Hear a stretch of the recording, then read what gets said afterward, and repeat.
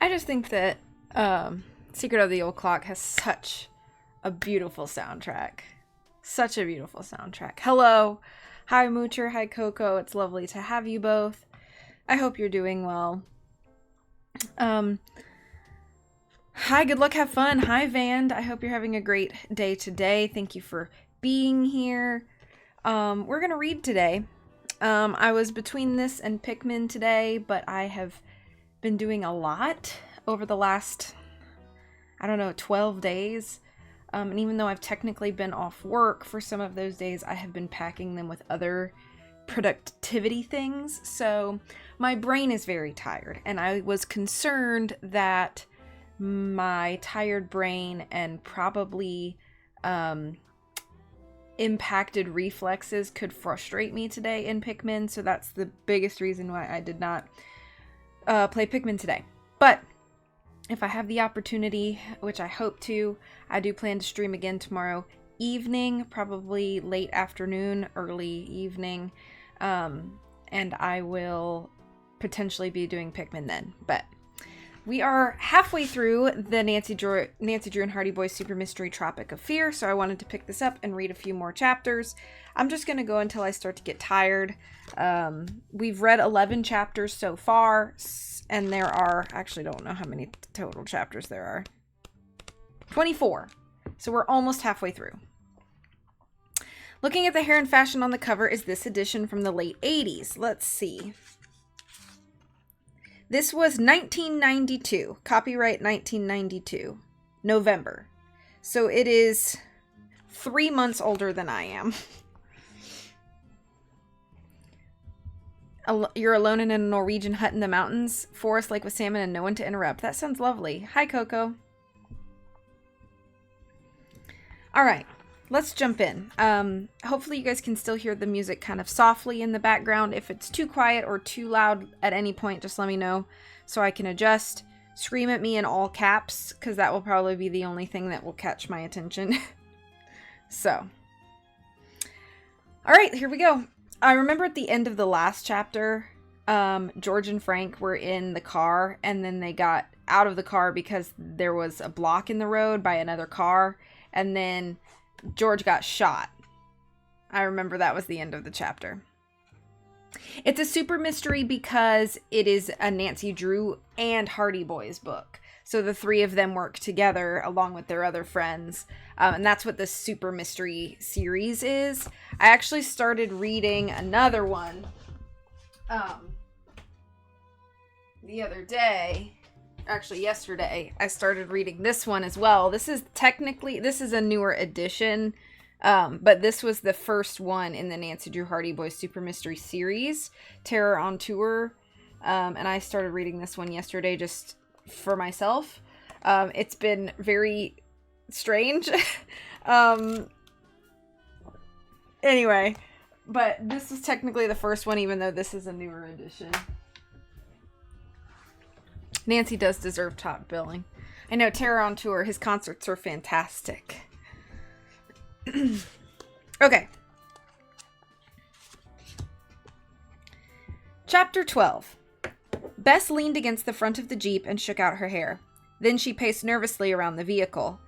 I hope the guy from the rental agency gets here soon, she said. Bess, Nancy said gently, why don't you go buy a newspaper and some magazines? Clearly, Bess was scared about waiting and needed a diversion. Really? Bess said, brightening for only a moment. But I can't leave you here all alone. Nancy grinned and shook her head. Bess, I'll be fine. You go. But what if... They won't come back, Nancy assured her. I think they made a pretty thorough search of this poor Jeep, don't you? I guess you're right, Bess agreed. But be careful, okay? Maybe the thieves had missed something, Nancy thought. But what? She tried to imagine what the murdered man might have done in his last minutes. The man is running, she thought, running away from the guy with the gun. He sees he's cornered in the parking lot, so he ducks down beside our Jeep. If he has a gun, that's when he fires it. And then what? Nancy asked herself out loud, staring at the Jeep. He's crouched down like this. She knelt beside the Jeep. He's got this package with the flowers and a briefcase chained to his wrist. He undoes the handcuff to the briefcase, then opens it, takes whatever it is out. Now he has to hide it. Playing out the fantasy, Nancy pulled out an imaginary package and reaching under the Jeep tried to stash it somewhere. She felt along the undercarriage, but there was nothing there. She lay on her back and pulled herself under the car to see if she had missed anything. That was when her eyes widened with surprise. There was something stuffed under there, up in the chassis. Yanking it out, Nancy found herself holding a thick block of $1,000 bills.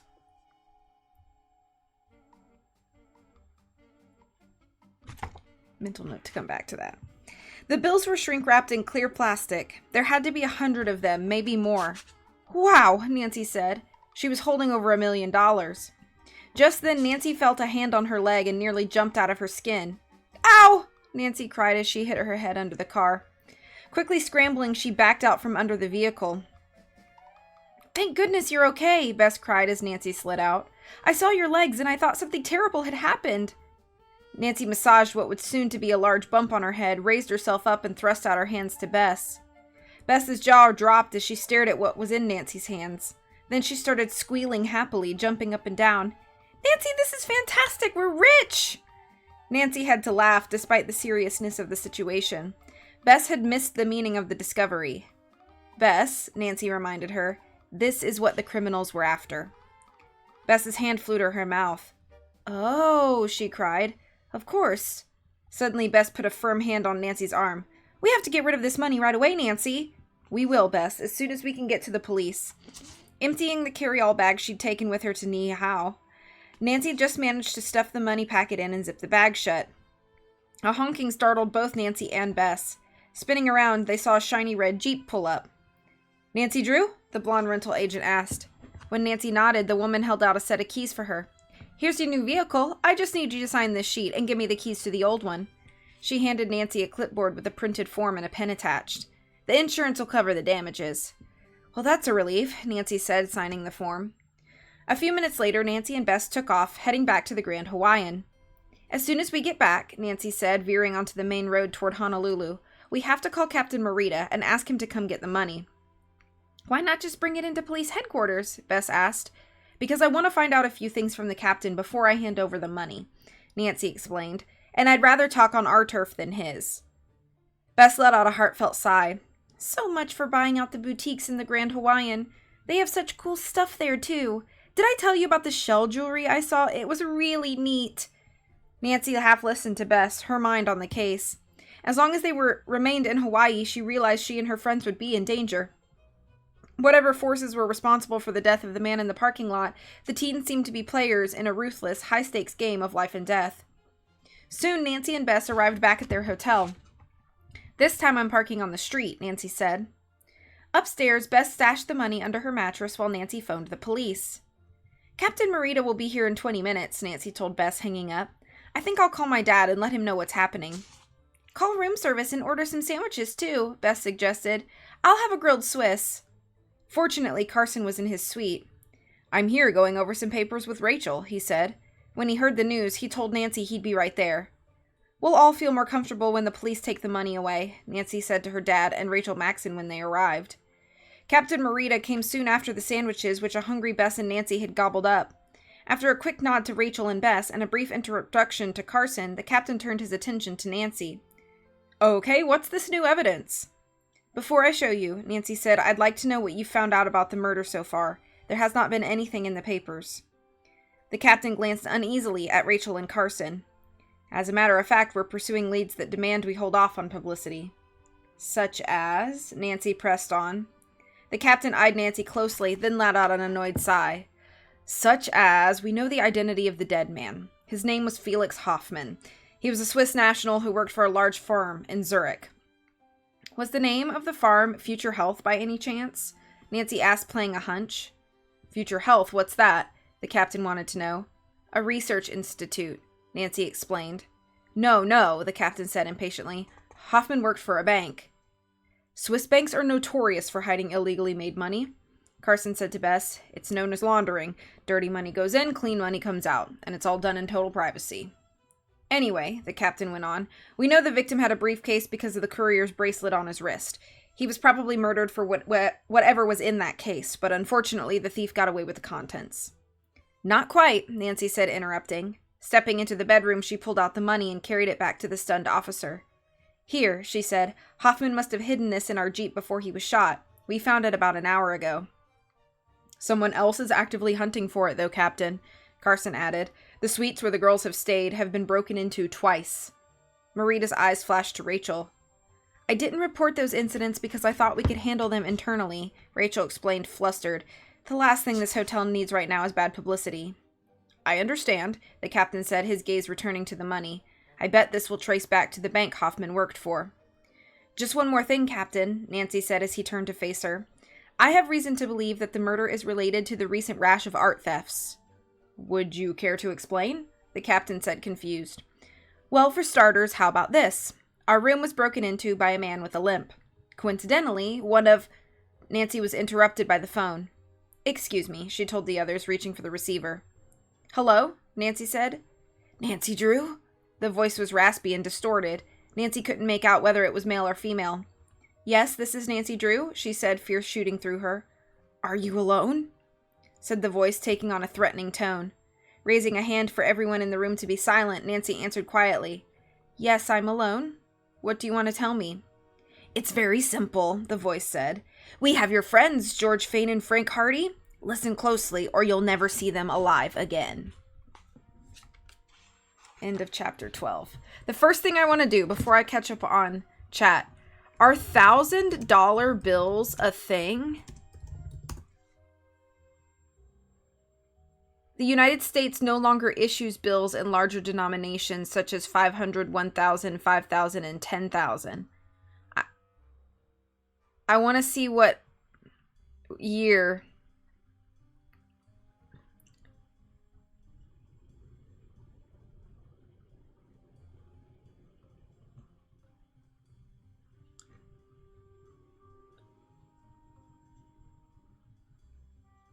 The $1,000 bill was discontinued in 1969. So how in the world would this book, which was published in 1992, that's still a 23-year gap. And I suppose they would still be in circulation, perhaps. But I feel like the denomination is so large that to have $100,000 out of print bills in one place would be worth more than just the face value of the bills at that point, right? Anyway, sorry. When I read that, I was like, $1,000 bills? What the heck is that?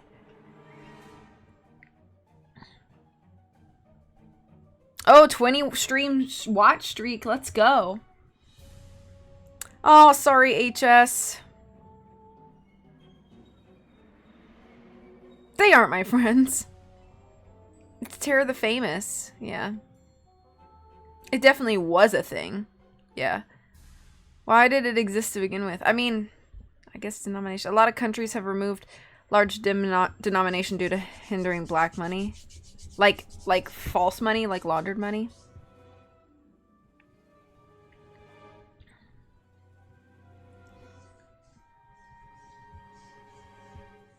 I feel like part of these books are just the ghostwriter sharing something they learned about, like the one where they loosely describe football. I gotcha.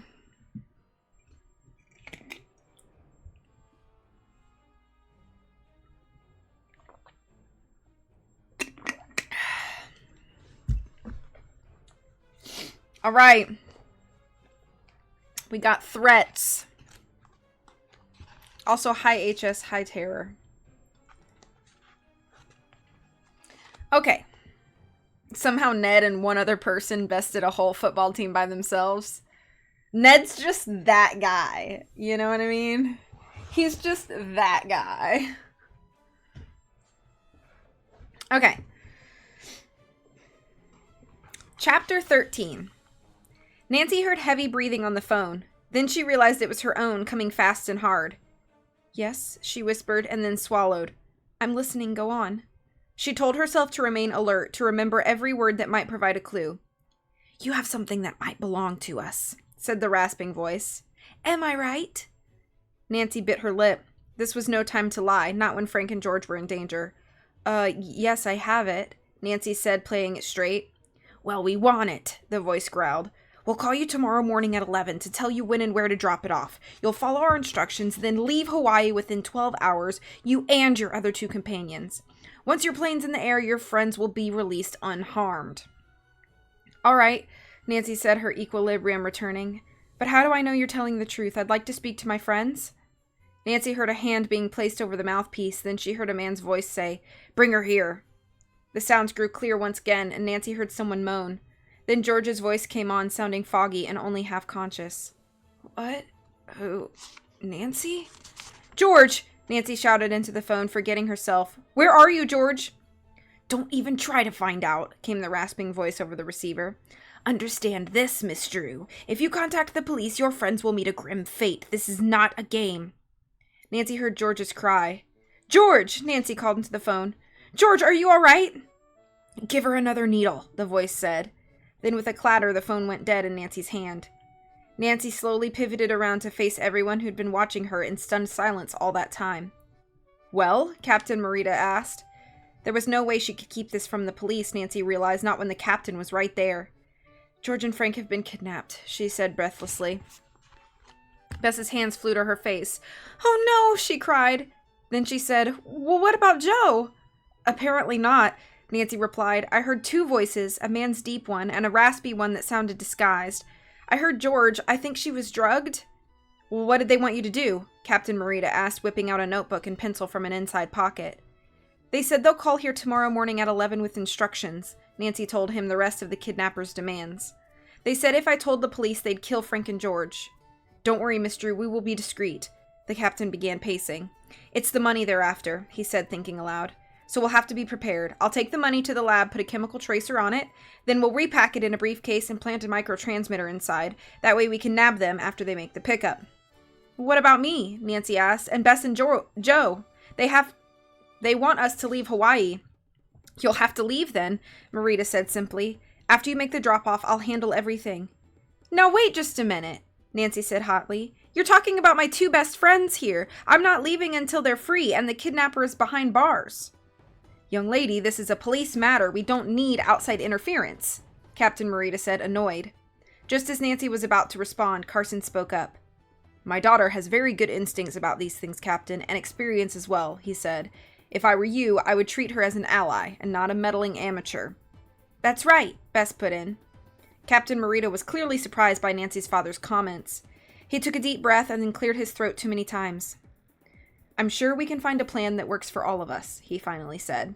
Turning to Nancy, his face still flushed, he asked, Any suggestions, Miss Drew? Yes, Nancy said. What if Bess, Joe, and I board the plane and then get off after it's taxied from the gate? If we could put on an airline employee jacket, we'd blend in with the crew, wouldn't we? After that, we could work undercover on the case. I see, said the captain, stone-faced. Well, let's hope that by then we'll have apprehended the kidnappers. I'm afraid we can't take responsibility for your safety if you choose to become involved. I understand, Captain, Nancy said, checking first with Bess, who indicated she was ready for anything. Carson Drew nodded, expressing his confidence. They were behind her. Joe sat on the beach and pulled his red and black beach towel tighter around his shoulders. He was really going to give it to Frank for making him wait so long. The sun had long since set, and he was still at Makaha Beach. The only other person still around was Heather Farwell. Since the end of the competition, she'd spent her time swimming and sunning herself, but every so often she'd looked over at him and thrown him a big smile. Joe couldn't understand what Frank saw in Heather. Everything about her was so fake. What's the matter, Wipeout? Heather asked in a tone of voice that was all syrup and sugar. She was folding up her beach towel and packing it away. Did your manager forget about you? He must have, Joe muttered, rubbing the back of his neck. The first thing he was going to do when he got back to his room was throw a couple of quarters in his vibrating bed. After the competition that day, every one of his muscles hurt. Why are you hanging around, Heather? You've got a car, don't you? Sure, Heather answered, but I thought I'd stay in case you need a lift. You can't walk back to Waikiki from here.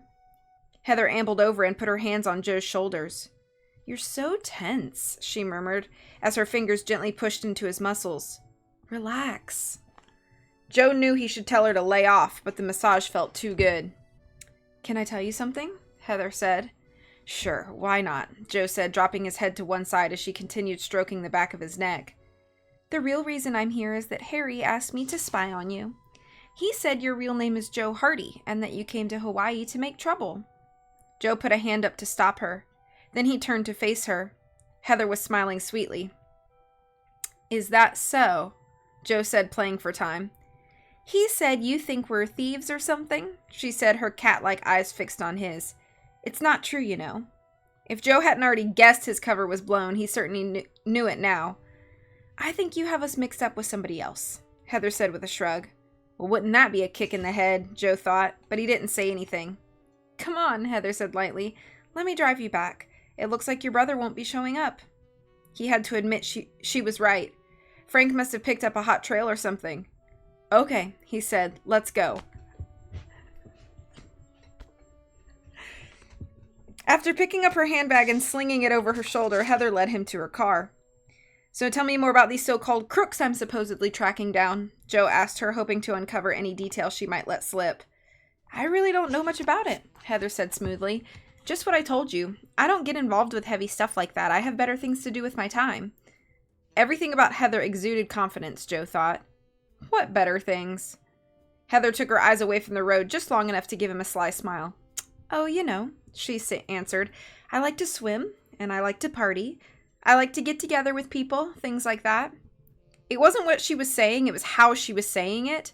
Impulsively, Joe leaned toward her and nuzzled her shoulder with his lips. That feels good, Heather said, keeping her eyes on the road. Joe said, kissing her neck gently. But as he did, he was reaching into her open handbag. There, a piece of white paper was sticking up like an invitation. When Joe sat back on his side of the car, the note was crumpled tightly in his fist, hidden from Heather. Pleased with himself, Joe started to enjoy the ride. He had a strong feeling that piece of paper was more than a shopping list. Where should I drop you? Heather asked. You can just leave me near the Grand Hawaiian. I have a friend staying there. Really? Is she pretty? Heather asked with a little pout that made Joe want to throw up. As pretty as me? Actually, she's much prettier, Joe said smoothly. But anyway, thank you for the lift. Joe stepped into the hotel lobby to call on Nancy, George, and Bess. If Frank was there, Joe thought he'd better have a good explanation for hanging him up. Upstairs, Joe found the door to the girls' suite open and the sitting room occupied. Joe, Nancy said, rising to meet him. I'm sorry, but we have bad news. Soon she'd filled him in. By the way, Nancy said gently to a shaken Joe, this is my dad, Carson Drew, Rachel Maxon, the owner of this hotel, and Captain Marita, who's investigating the murder case. Sorry we have to meet under such difficult circumstances, Carson said, extending his hand. Rachel and the captain nodded a greeting. Oh, man, Joe moaned, leaning back in the seat he'd taken. If anything had happened to Frank. Well, I'd better get busy marking the money, the captain said, excusing himself. When he was gone, Joe remembered the note he'd taken from Heather's bag. He pulled it out and smoothed it open. Want to see something weird? I found this in Heather's handbag. Let's see, Bess said, peering over his shoulder. Nancy, look! The symbols are just like the ones Kame showed us on Niihau. Joe handed the paper over to Nancy, who studied it closely. You're right, Bess, she said. It's a petroglyph. Rachel Maxon got up and went over to look, too. Those are ancient Hawaiian symbols, she confirmed, but I can't read them. I know someone who can, Nancy said. Joe was worried. If someone could read those symbols, the same person could also have written them. The only person they knew who could do that was someone Joe didn't think a whole lot of. Luke Kilauea. End of chapter 13. Whoa! I was like, hold up! What is happening? Okay, hang on, let me catch up. George just woke up from a nap. Yeah. I only slept like 7 hours. Is that not your normal? I feel like that's like 7 to 8 hours is like normal. I wanted to crash for 12. If I were to sleep for 12 hours, I usually have a headache. Oh, yeah. Just because a bill's out of rotation doesn't mean it's legal tender. It's just harder to find those bills.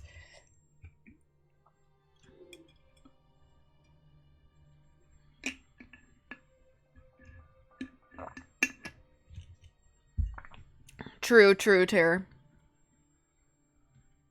Did the music stop? Nope. Okay.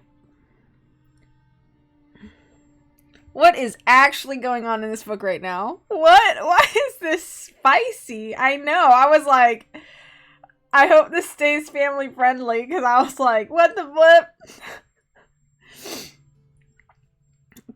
Tropic of Frisky. Yeah, no kidding.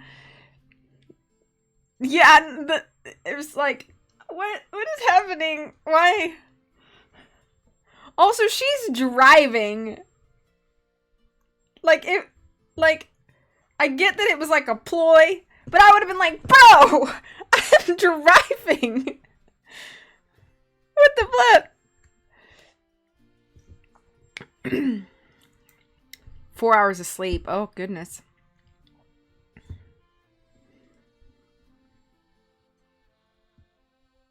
I see, Moocher. Reading all the Charlene novels already. Are Charlene novels spicy? I'm not familiar enough.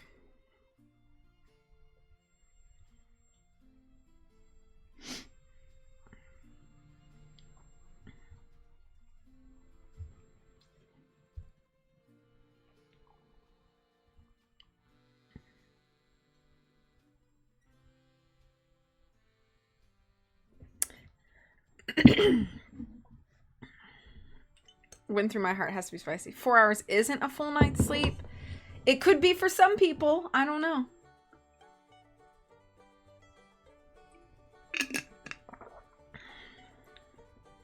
This tea's so good, I just keep drinking.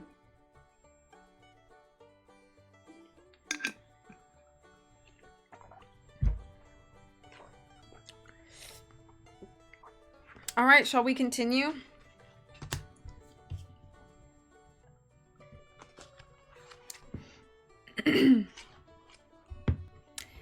Chapter 14. I don't trust Luke Kilauea, Joe cried, leaning forward. I don't care if he can read these symbols or not. But Joe, Bess argued, this piece of paper may be the only real clue we have. We've got to find out what it means.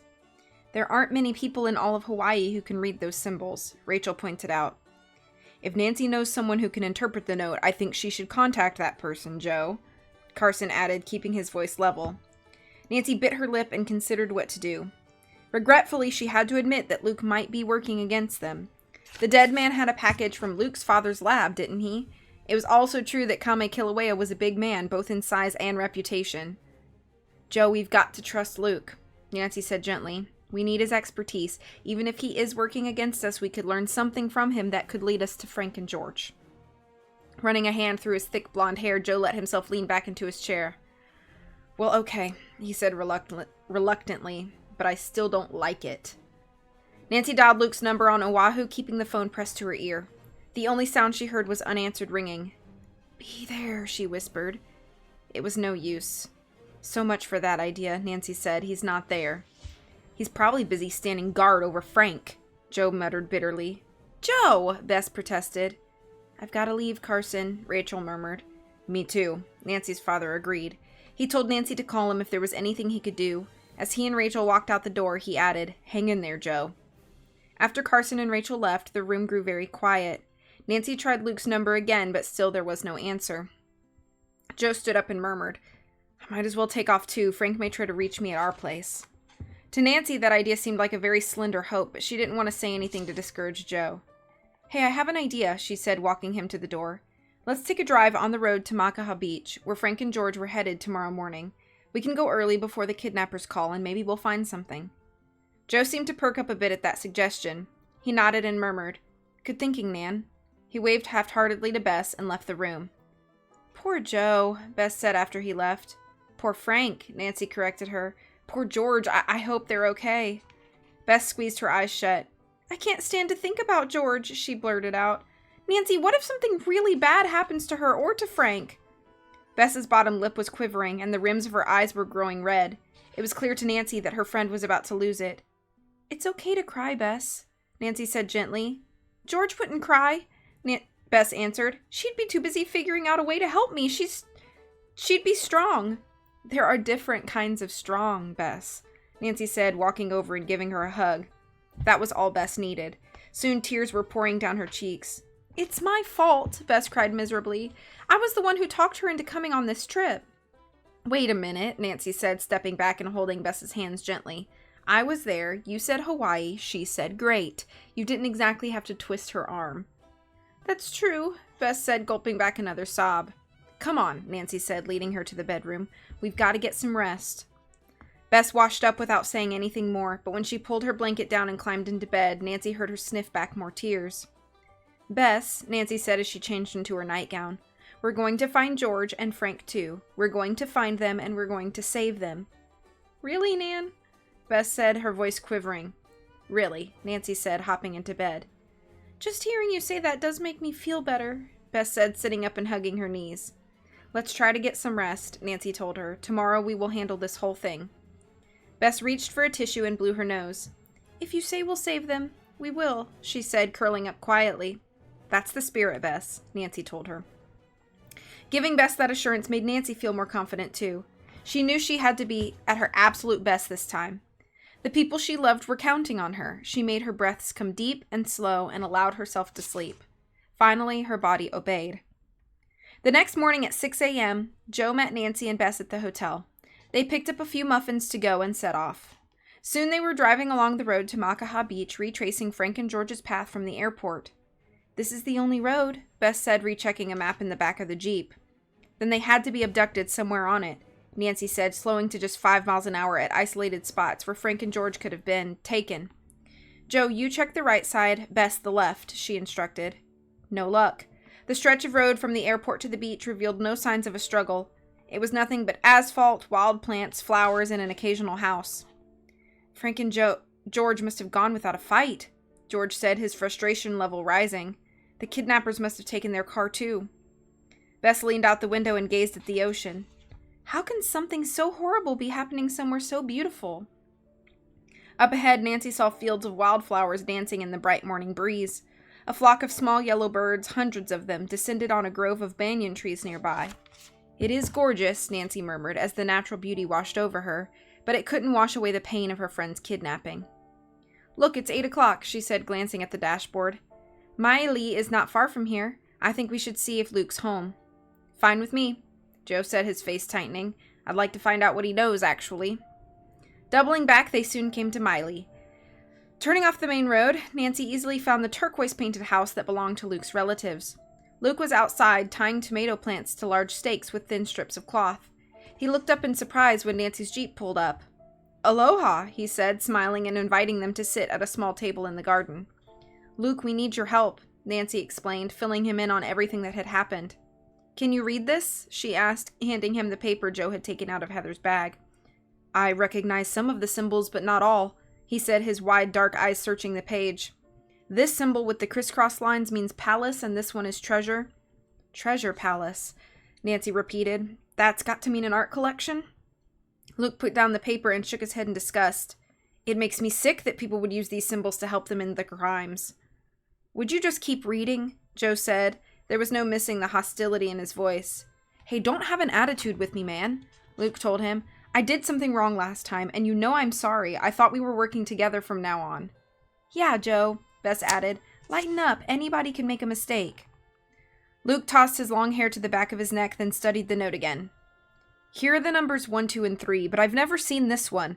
The circles with the dot in the center." "It looks like a bullseye, doesn't it?" Bess asked. Joe poked his head closer to the note. "Looks like," he exclaimed. "Those are bullseye. This code isn't all in Native Hawaiian." "Treasure targets," Nancy murmured. "Palaces 1, 2, and 3. I can't figure out what it means. Can you guys?" Joe shook his head as Luke and Bess both shrugged. "Hey," Nancy said, checking her wristwatch. "It's after 9. We better get back to the hotel." "I'm coming with you," Luke said. "I want to help in any way I can." He quickly changed his clothes and stuffed some food in a backpack. At 11:15, they all raced up to the girls' suite.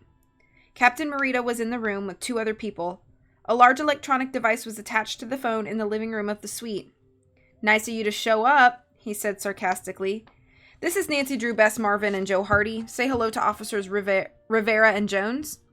The 2 officers, a man in his 50s and a woman of about 30, nodded.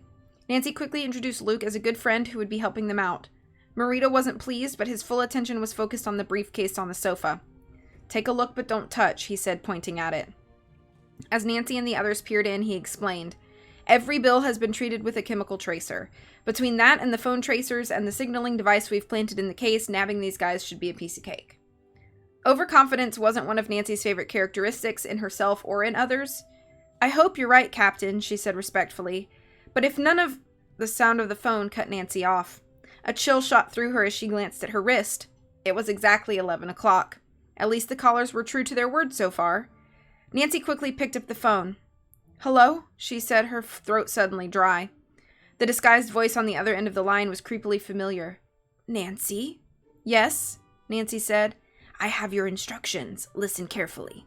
You are to bring the item to the Haleakala volcano on Maui. Hike into the crater where you'll come to camping cabin number 1. There you'll spend the night tonight. The arrangements have all been taken care of. In the morning, leave the item in the cabin, go directly to Maui Airport, and board a plane with your friends to leave Hawaii. When your plane takes off, we'll release your other friends. They are guests of ours for now. No police, do you understand?" "I understand," Nancy said. With a click, the phone went dead. Captain Marita, who'd been listening on headphones, let out a gleeful cry. "Great! They're making my life easy. As soon as they try to make the pickup, we descend on them with helicopters." "But we've got to find George and Frank first," Nancy said, cautioning them. An uneasy feeling came over Nancy as she eyed the officer. In her opinion, Marita was far too ready to burst in and be a hero. The phone rang again, and Nancy reached for it immediately. "Hello? Police tracer, may I talk to the captain, please?" Nancy dutifully handed the phone to the captain, who listened for a moment. "A payphone on Maui, huh?" Marita said. "Thanks." "That's where the surfing competition goes next," Joe said, "so we know where Willie will be." "We'll see you on Maui," Marita told them. "A plainclothes cop will be with you after you leave the hotel. Don't look for him, he'll be there. We have officers at all the hotel exits, you should be safe. Good luck." "Joe and I can go down to buy the tickets," Bess offered. "Which leaves Luke and me to guard the precious cargo," Nancy said. After Joe and Bess had gone, Nancy stood gazing out the window, which looked down on the palm-shaded courtyard of the Grand Hawaiian. Something below caught her eye.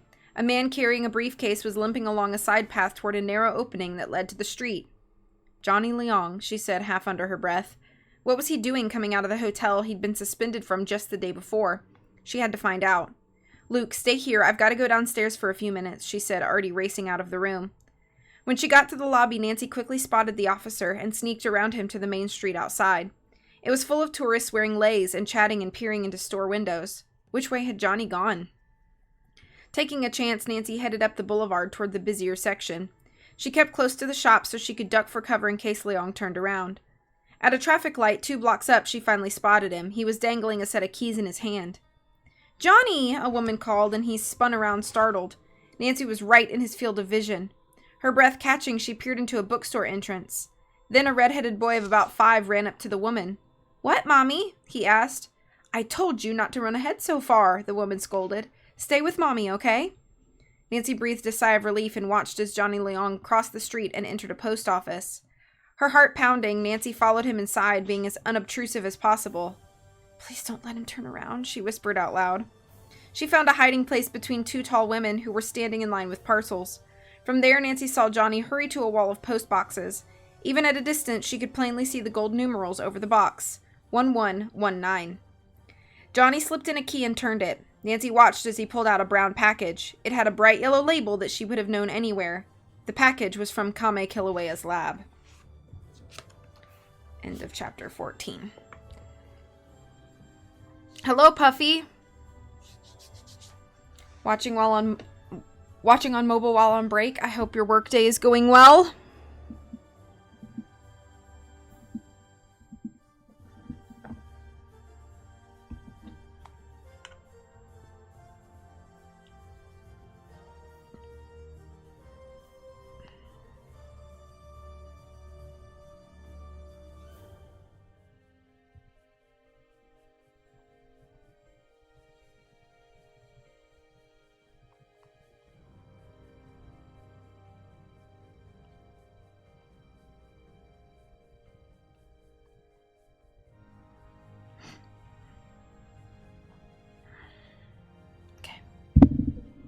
Thank you for claps.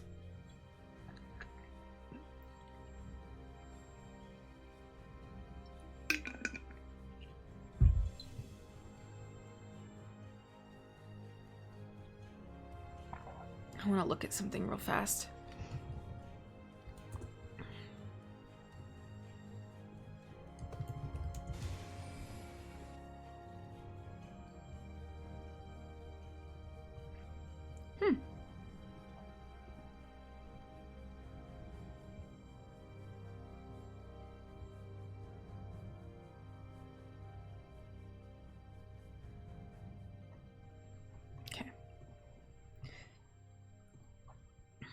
All right.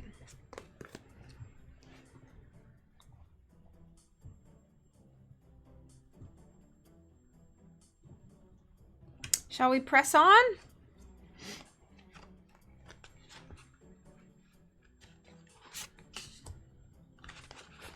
Chapter 15. Those mailers were supposed to go to a Swiss firm. What was Johnny Leong doing taking them, Nancy wondered. She watched as Johnny opened the briefcase, put the package inside, and snapped the case closed. As he left the post office walking quickly, Nancy again followed. Johnny returned to the Grand Hawaiian and entered through the same entrance, but a red light at a pedestrian crossing held Nancy up. The traffic zipped by for what seemed an eternity before she was able to cross. By the time she entered the lobby, Johnny had disappeared. She was frustrated that she'd lost him. Just then, a familiar voice coming up behind her said, "There you are, Nancy." Carson walked up terribly distraught. "Well, what's happening?" he demanded. "Did the kidnappers call?" In all the confusion, Nancy had neglected to keep her father informed. After apologizing, Nancy explained, finishing with, "Luke's upstairs, and Bess and Joe are getting our tickets." "Come on, I'll go back up with you," Carson said. Inside the elevator, he let out a kind of little grunt that told Nancy he was far from happy. "Try not to worry about me, okay?" Nancy said, pressing the button for the 4th floor. "It's gonna be all right." Carson nodded slowly. "You've been saying that since you were 4 years old," he said affectionately.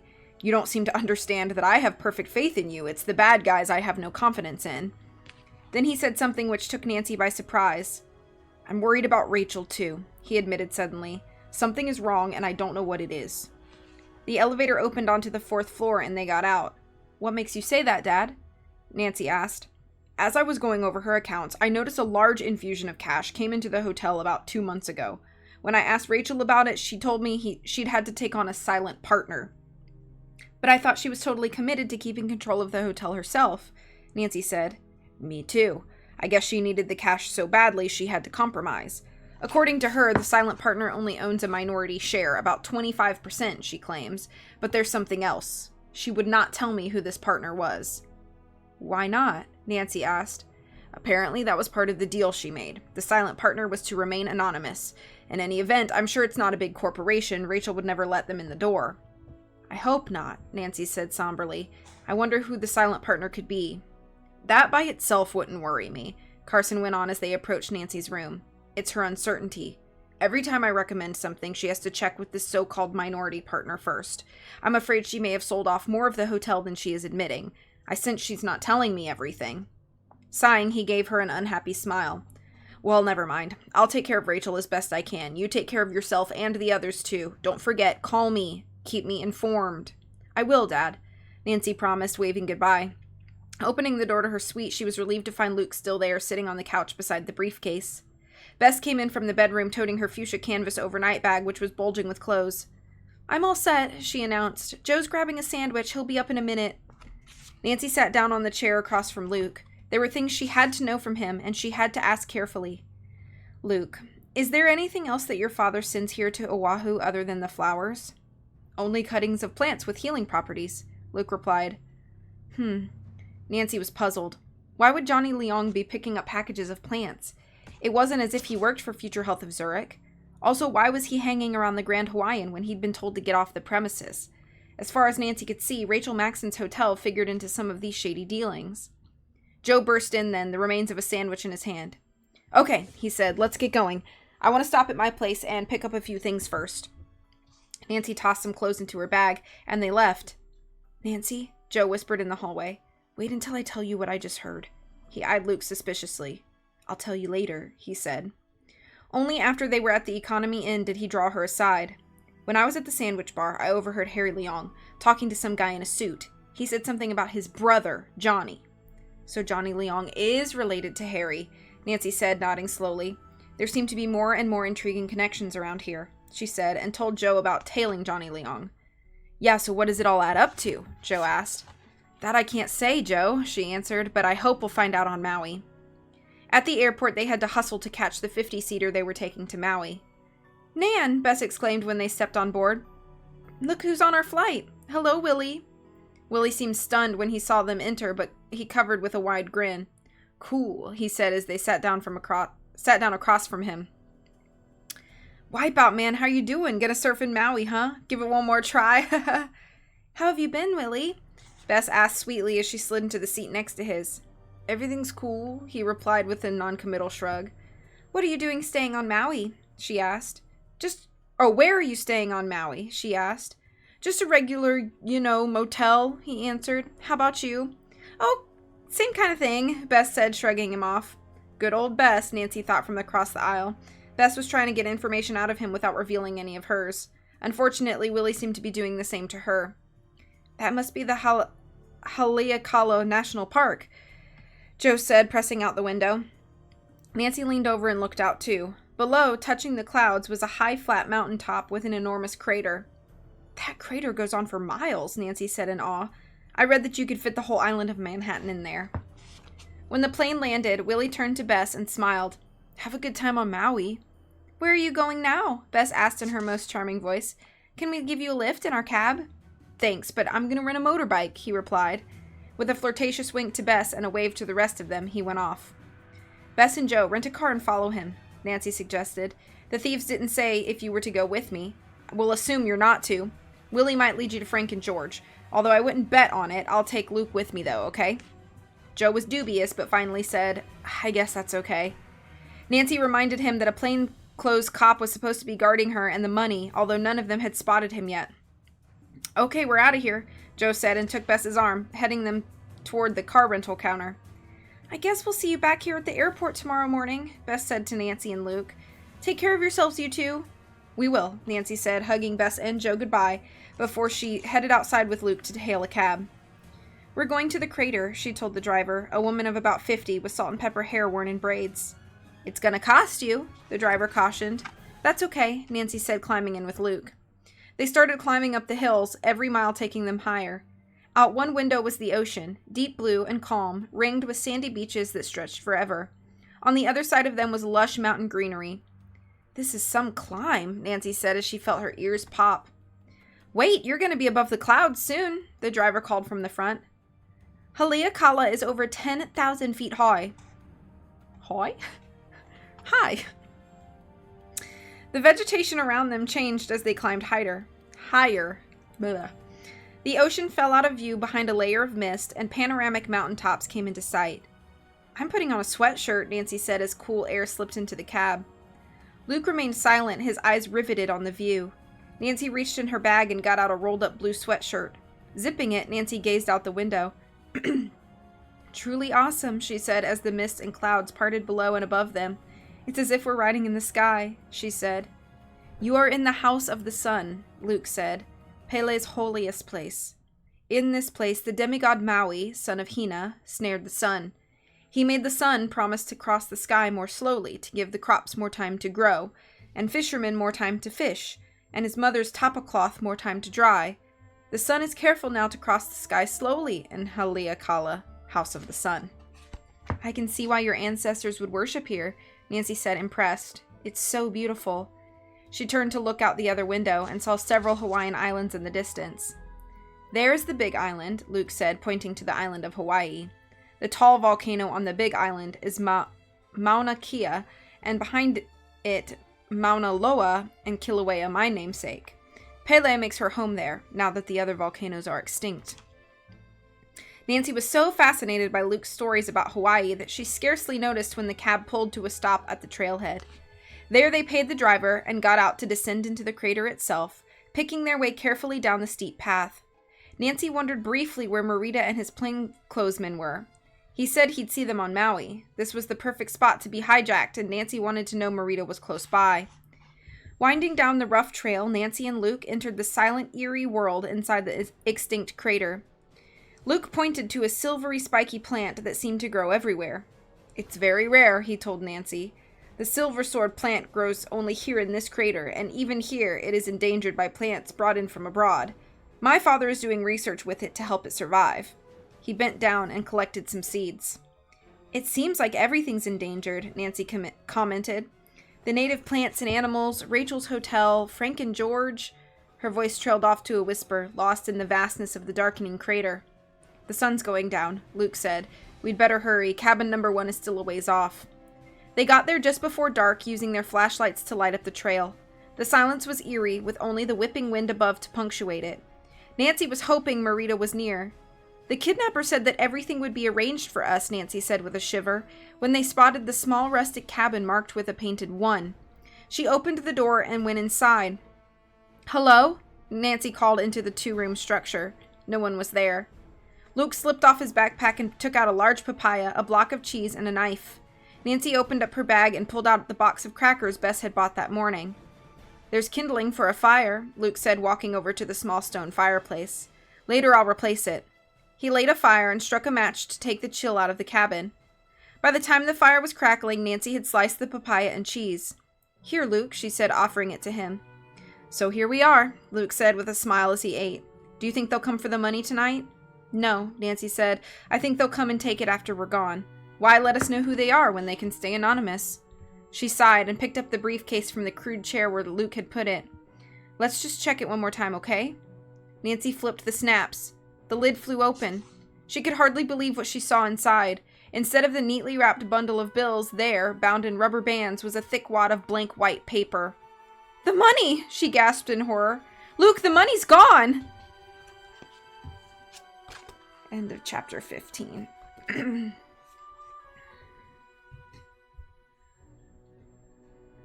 Recycling cans is cool. Hi, Oscar. Your Wi-Fi's being dorky. Being dorky is cool, though. Maui, the Rock. You're welcome. What can I say except you're welcome? The seed is from a plant that only exists in this tiny circle where there is only one barn. Or this feather is from the cho-cha catbird that's migrating only on this date in this line. I don't remember all of the words to You're Welcome, but let me sing a little bit more. I know part of the rap. Kid, honestly, I could go on and on. I could describe every natural phenomenon. The sky, the grass, the ground. No, that was Maui just messing around.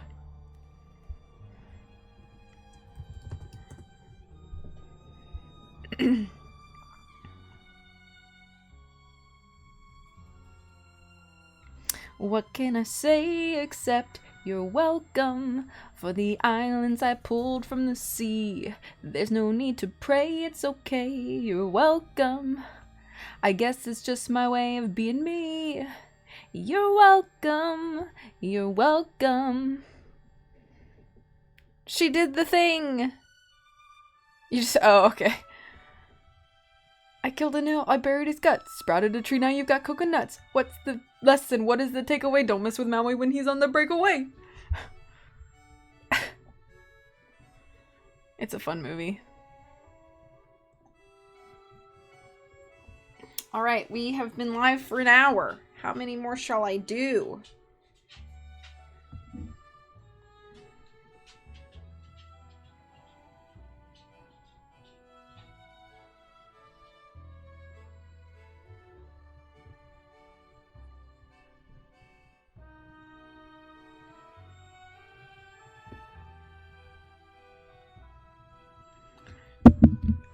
Still haven't seen it. If you'd ever like to see it, we could watch it together. Imagine being the dubber for the chicken. Hey, hey.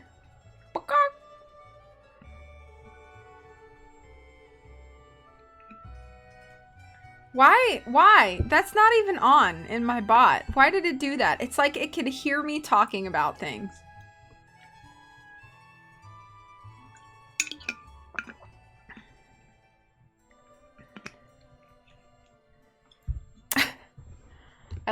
Are watch parties still a thing on Twitch? Like the Amazon Prime watch parties? I'm about to see. Hang on.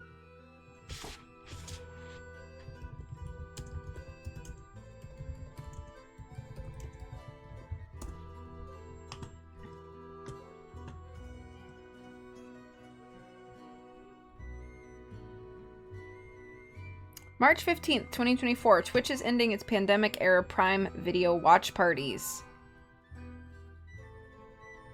I'm sorry to say, watching Prime Video shows with your pals on Twitch will no longer be an option soon. It's removing its feature on April 2nd, 4 years after it became available to all of its users. Oh, that's sad. Better throw in Napoleon Dynamite again. That was fun when I did it, I think. Except for one thing I didn't love was that in order for the viewers to see it, they also had to have Amazon Prime, which I think was just kind of silly and like defeated the purpose in a way. I guess Discord or some other screen sharing thing is the way to go. Mute a book stream. Yeah.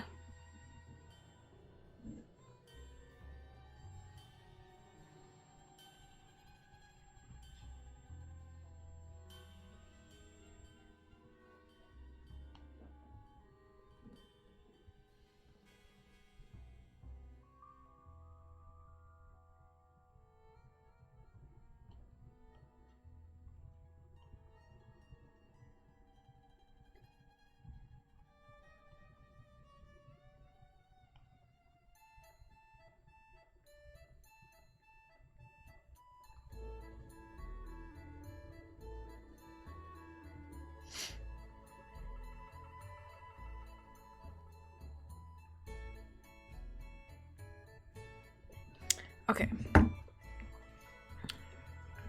I think they didn't want people to watch the movie for free if it was subscription-based. So it was probably a copyright thing. Yeah, I mean, it's like I get it on one side, but then, like, we play video games on Twitch, and you do not, as a viewer, you do not have to, like, when I play Pikmin 3, you do not also have to own Pikmin 3 in order to watch me play it. You know what I mean? So, it just seems like a really weird situation and, like, gray area, I guess. Because, like, imagine if you, when you go on Twitch, if you could only watch streams of games that you already own, and you had to, like, have proof of ownership or something. You know what I mean? I don't have to own the games you played. No, you do not. All this time. I'm gonna do at least one more chapter. Maybe two. I'm this far. I still have all of this to read. Okay. For lunch I had Korean tteokbokki, white rice, kimchi, seaweed. And I feel like no matter how much I drink after, I mean, this was like 2 hours ago now, and I feel like my mouth still tastes like seaweed and kimchi. Okay, here we go. Chapter 16. I can't understand it, Luke gasped, staring at the blank paper. How? Are you sure you were with the money the whole time? Nancy pressed him. Every second? Of course, Luke insisted.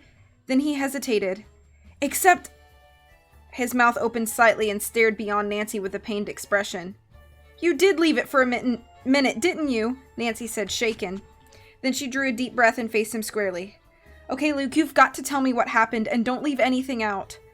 All right, Luke said, obviously distressed. Let's see, you left, and after about 2 or 3 minutes, there was a knock at the door. I looked through the peephole. I saw a girl. She said, please, could someone help her? Her door was stuck, and if she couldn't open it, she was going to miss her plane.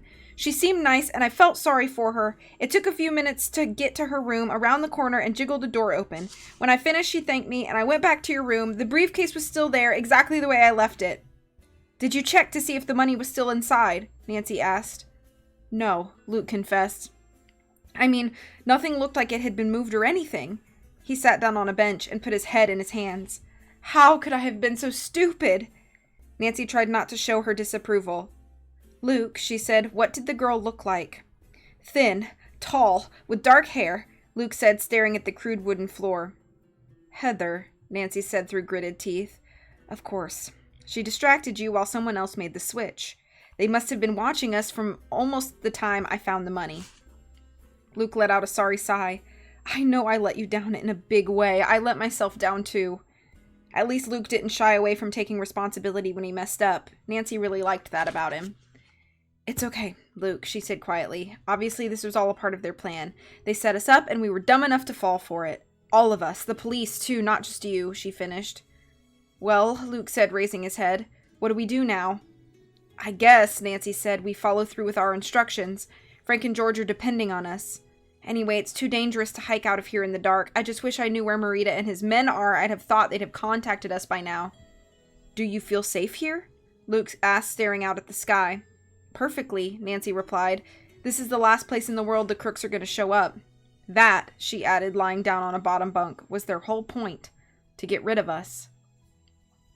By the time the sun rose over the spectacular rim of the crater, Nancy and Luke had left the cabin with the case inside. From there, they had hiked back to the visitors center at the summit and got a cab for the airport. When they arrived at the terminal, there was still no Marita. Where could he and his men be? Nancy called Honolulu and left a message for him. Then they met Joe and Bess, who told them that Willie had given them the slip. He must have known we were tailing him, Bess said. Listen, Nancy said, all we can do now is follow our plan. We have to get on that plane and hope they release Frank and George as promised. If not, we'll find them after we sneak off. Let's do what we came here to do, Joe agreed and led the way to their plane. The pilot, a man of about 40, met them at the door and led them into the cockpit where they could talk privately. Captain Morita has been in touch with us. His plainclothesman got hung up, and he'll tell you what happened later. We're all set to do what he asked, he told them. There are flight suits that our crew wears hanging in the rear closet. You can go back there and slip them on over your clothes. We'll taxi to the end of the runway, you'll hop out, and good luck, the man said. After stepping into their flight suits, they sat, with time to kill. 1 second.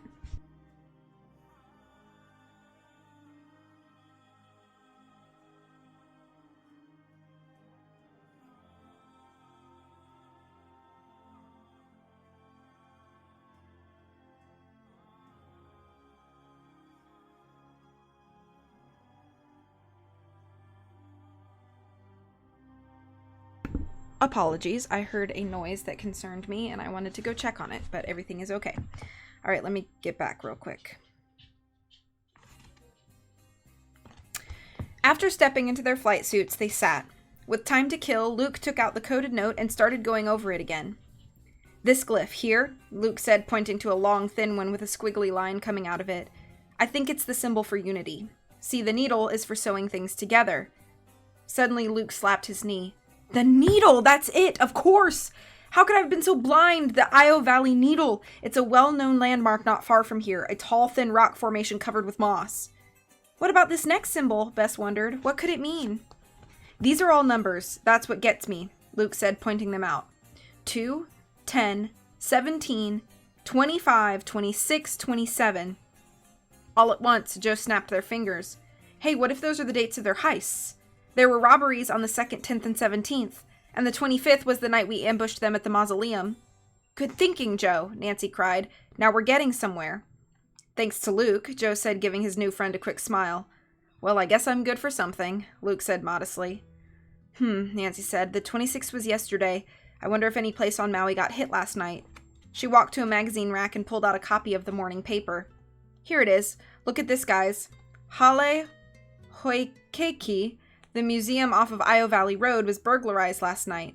Numerous objects were taken, most of them priceless native Hawaiian totems valued at over $400,000. The police have no leads as to... We're too late for that one, Joe said. But what about the 27th? That's tonight. Luke studied the glyph in front of the number 27. It means maiden, he said. Young girl. He frowned, concentrating, then burst out. The marble statue of the maiden shrine, out past the town of Hana. That's it, Joe exclaimed. The next place they're gonna hit. Great, Nancy said. Now all we have to do is get out to Hana before the crooks do. We'll stake it out and then follow them. We can capture them and demand they tell us where Frank and George are. Excuse me, came a deep male voice, startling them all. But I believe we've reached your destination. It was a flight attendant. They'd been so busy talking they hadn't realized that the plane had stopped taxiing. Whoops, Nancy said with a laugh. At about the same moment, Hardy's eyes fluttered open and a stabbing pain shot through his head. Whatever his kidnappers had given him to make him sleep had not agreed with him. His vision was blurred. "Oh," he said with a shake of his head that only made the pain worse. He looked down and saw that his ankles were tied together. He could feel that his wrists were bound too, behind his back. In fact, a short struggle revealed that he was tied to the chair he was sitting in. Pressing backward, he felt the warmth of another person. Soft hair brushed against the back of his neck. George, he realized. His eyes were focusing better now, and he could see that they were in a softly lit room that was painted a warm peach color. A white laminate shelf ran around the entire room. On the shelf were art objects, dozens of them. Many were made of intricate gold filigree or carved brass. On the walls, several large canvases hung. Frank recognized one as being painted by Monet, a famous French impressionist. "George," Frank said quietly. There was no response. "Nice of them to give us accommodations with so much class, huh?" he said, trying again. "Oh," George moaned, coming to. At least she's alive, Frank thought. He hoped she was feeling better than he had when he first came to. "George, it's me, Frank," he whispered to her. "Are you all right?" "I think so," came the faint reply. "Where are we, Frank?" "I'm not sure," he replied. He thought back to the last thing he could remember, the gun pointing at him and then the soft ping. A tranquilizer gun, he realized now. They'd been kidnapped, not murdered, but why? Then he had a vague recollection of coming to briefly and hearing the sounds of a boat at sea. A man's voice had said, "He's coming around, give him another injection." It was enough for Frank to assume they'd been taken to another island by boat. "Are you thinking what I'm thinking?" Frank asked softly. "That we've got to get out of here?" "I feel sick," George moaned, "and I can't move. How are we going to escape?" Just then, footsteps moving toward the room alerted them that someone was about to enter. When the door was flung open, Frank found himself staring up at an old man with a long, sparse beard. He shuffled toward Frank. "Well now," said the old man, "I see that you've had a good rest and you're awake and alert. Good. I assure you both that as soon as the conditions of your ransom are met, you'll be released unharmed."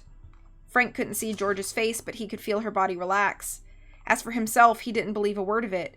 Kidnappers didn't let you see their faces unless they meant to kill you. At that moment, things took a different turn, though. The door opened, and in walked two very unfriendly-looking men.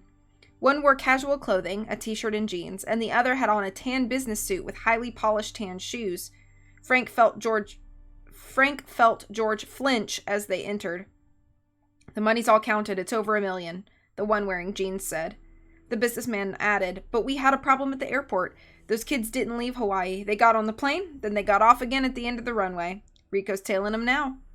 The old man's face darkened. "I see," he said. "I see. The big man isn't going to like this, not one bit." He stared at Frank and George, and his eyes narrowed. "I'm afraid this changes everything," he said calmly.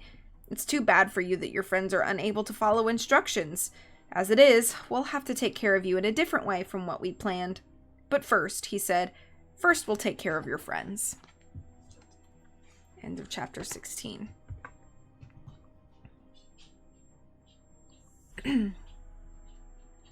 I'll have to buy a hot tub to continue watching. Don't out yourself on the internet like that. Tamina, hello, hello. Welcome in. I hope you're doing well today. But blueberries, that was when I was a kid, Coco. No longer does my mouth taste like blueberries. Does this one have any Francie moments? Not a ton of them. There are like a very few there was something earlier, like when Frank and Nancy first ran into each other and discovered they were both in Hawaii, where they were like sitting together having ice cream or something together, and like Nancy like touched his arm, and like there was like a little bit of like friendliness that I guess could be misinterpreted as flirtatious. But you missed the spiciest part, which was Joe trying to distract this girl named Heather, who's involved with the bad guys, while she was driving him somewhere. And so he was like leaning over and like kissing her neck so that he could reach into her bag and take a paper, which I was like, but anyway, welcome in. I'm glad you like Nancy Drew books. I read quite a few of them on stream. I also play Nancy Drew games kind of frequently. Have a Nancy Drew podcast if that's the sort of stuff that you're into. But anyway, welcome in. I'm glad you're here. Kids love recognizing Monets. That's the best hobby. Yeah, did you hear Blue walk in and turn around and walk out? Frank, punch out the old man. Thank you for the claps. Okay. So let's see. That's 16 chapters read out of 24. So I have 8 more to read. Today I have read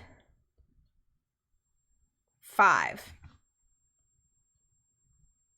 So if I read one more, that means I've read 6 today and would have 7 left for the finale, which I think sounds reasonable. Oh, you saw a tiny bit of Blue? I see. My music ended, so let me find another ambience real quick.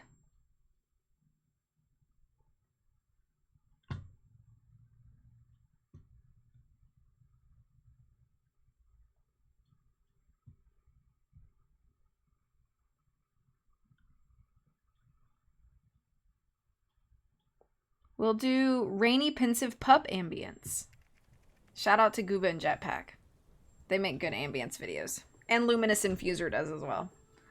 I'm going to take a little drink and then read one more chapter.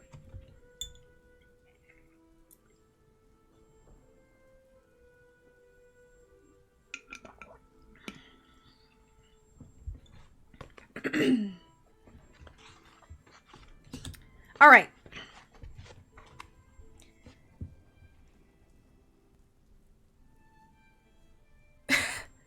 I know, Terror, right? How dare I? Funny. Okay. Chapter 17. Frank wished he could stand up and knock heads together. As far as he was concerned, these jerks were several steps lower than slime. Wait a minute, George said, pleading. What are you going to do to him? Never mind, said the old man, stroking his beard. You cannot help them now. If you were overexcited, we could give you another injection. No, George said. No more injections. I'll be quiet. The old man chuckled, nodding at George. A wise decision, he said. With a wave of his hand, he signaled his henchmen to leave. Giving Frank and George a final creepy smile, he slammed the door shut behind him. Frank listened as voices in the next room rose in heated conversation for a few moments. Then an outside door opened and closed, followed by the sounds of people getting into a car and driving off. Then there was silence. Now's our chance, George, he said urgently. We've got to get out of here. Sounds good to me, George whispered back, but how? I don't know about you, but I'm tied up pretty tight. Frank scanned the room for something that could cut rope. What a lovely crystal vase that is, the one by the window. How about if we smash it? That should give us shards sharp enough to cut with. Frank, I don't want to discourage you, but that vase is a good 15 feet away, George said. The way my ankles are tied, I'm not going anywhere. Frank murmured, mulling over their situation. We can bunny hop, he said suddenly. Bunny hop? It's easy, just 1, 2, 3, and hop, Frank explained. Frank, you are losing it, George said.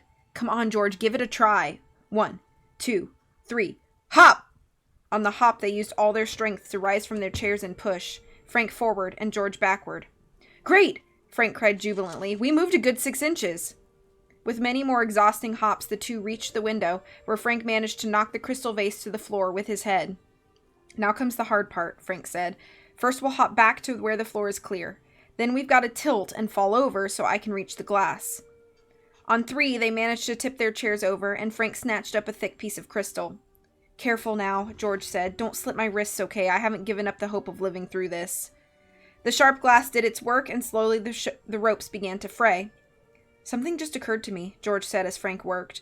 What if they come back while we're on the floor like this? They'll kill us on the spot. True, Frank replied, but let's not think about that right now. 2 minutes later, George was free. Once the pins and needles in her hand subsided, she was able to cut Frank free too. Carefully, they tiptoed to the door and tried it. It opened up into a long hallway lined with doors. To the far end was a living room, which was empty. They headed for it. The room was large, with plush white sofas and a huge fireplace. Our kidnappers certainly have good taste, Frank said sarcastically. Check out the fine art. Oil paintings, native masks, lots of these things I recognize from pictures Mr. Watanabe gave us. Frank, one thing bothers me, George said. Why would they leave us here alone? For a bunch of smart crooks, it seems like a stupid thing to do. Frank shrugged. Seems that way, but maybe it was an emergency. Maybe they didn't know who they were dealing with, he added, grinning. Let's get out of here. They ran for the front door, and Frank extended his hand for the doorknob. Before he could grab it, the door flew open. There, blocking their exit, was the man in the tan suit, pointing a semi-automatic pistol at Frank's face. Behind him came the old man and the other thug. "Going so soon?" the gang leader said, giving them a cruel smile. "I wouldn't hear of it. Sit down, both of you, I insist." Frank and George were led to a couch and forced to sit. The old man sat opposite them in an armchair, and the other two stood behind the couch. Frank could feel the barrel of a gun nuzzling the back of his head. "This behavior is really very rude," the old man scolded. "We've shown you the best hospitality. You have rewarded us by breaking a priceless antique. Bad behavior like that, my dear children, must be punished." "Can you believe this view?" Bess said as they chugged up the mountainside on the narrow, potholed road. Tahana. Fields of brightly colored flowers swayed in the breeze as a herd of cattle lazily munched the thick grass under their feet. As they climbed higher up the cliffside, sheer rocky drops fell off below them. The road became almost too narrow for another car to pass in the opposite direction. "If a truck comes down the mountain, we're done for," Bess said, laughing, but Nancy knew that her friend really was worried. "How far to Hana?" Nancy asked. "Only another 10 miles or so," Luke said, "but that's as the crow flies. As the road goes, 20 or 30. The shrine with the statue of the maiden is another 15 miles beyond." Their rented car bounced like crazy every time it hit a pothole.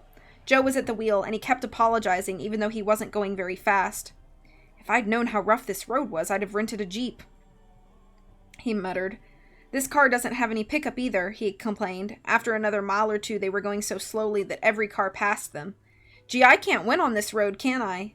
"Not the way some people drive," Luke commented. "See what I mean? Look at this guy behind us." Nancy turned to peer through the rear window. A black sedan was approaching faster and faster. It never blew its horn, though. Nancy waved at the driver, hoping to catch his attention. The man behind the wheel ignored her. His face was pockmarked and looked familiar, though Nancy couldn't place it. "Hey," she said, suddenly worried. "Something strange going on here." As she spoke, they came to a bend in the road that dropped hundreds of feet below them on the left. The car behind them picked that exact moment to pass illegally on the right. "Look out, Joe!" Nancy cried, alerting him just in time. Joe had to swerve to the left to avoid a collision. He swung their car into the oncoming lane. The sedan did not go past them. It drew alongside, and its driver swung to the left, ramming their car and sending it toward the guardrail. Bang! It hit the rail once. Bang! Bang! Twice more, and still the sedan forced them into the rail. "Joe, look out!" Nancy shouted. "There's no guardrail up ahead!" Bang! With a screech of metal, the sedan hit them one last time before Joe lost control of the vehicle. Skidding, the car fishtailed toward the unprotected cliff edge. Bess screamed at the top of her lungs, but was almost drowned by Luke's blood-curdling yell. The left rear tire gave a loud pop as the car swerved backward, dangerously close to the cliff. "Nancy, we're going over the cliff!" Joe shouted. End of chapter 17.